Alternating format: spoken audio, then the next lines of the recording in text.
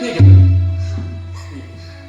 ಸುಗುಣಿತ ಸುಗುಣಿತ, ನಮ್ಮ ಕುಮಾರನು ಇರುವಲ್ಲಿಗೆ ನಮ್ಮನ್ನು ಕರೆದುಕೊಂಡು ಕಡೆ ದೇವಿ ಗಾಂಧಾರಿ ಕಂದ ಸುಯೋಧನನ್ನು ನೋಡದೆ ಮುಟ್ಟದೆ ಅವನ ಮೊದಲ ನುಡಿಗಳನ್ನು ಕೇಳದೆ ಅದೆಷ್ಟೋ ದಿನಗಳಾದಂತಿದೆ ನೋಡು.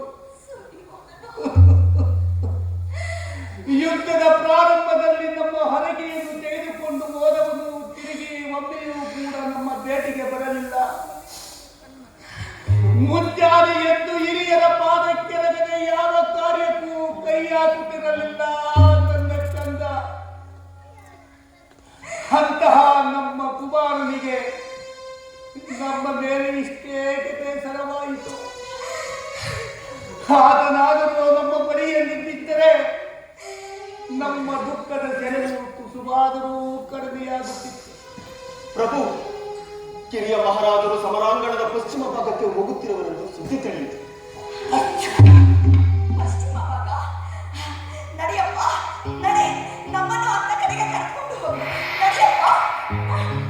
ದೇವಿ ಗಾಂಧಾರಿ, ನೀನೇಗೆ ಸಮರಾಂಗಣದತ್ತ ಬರಬೇಕು? ಅಲ್ಲದೆ ಮಕ್ಕಳ ದುಃಖದಿಂದ ಕೊರಗಿ ಕೊರಗಿ ಈಗ ಎಷ್ಟೋ ದಿನಗಳಿಂದ ನಿದ್ರೆ ಆಹಾರಾದಿಗಳನ್ನು ಬಿಟ್ಟು ಹೊರಗೆ ಹೋಗಿರುವೆ. ನೀನು ಅರಮನೆಗೆ ಹೋಗು.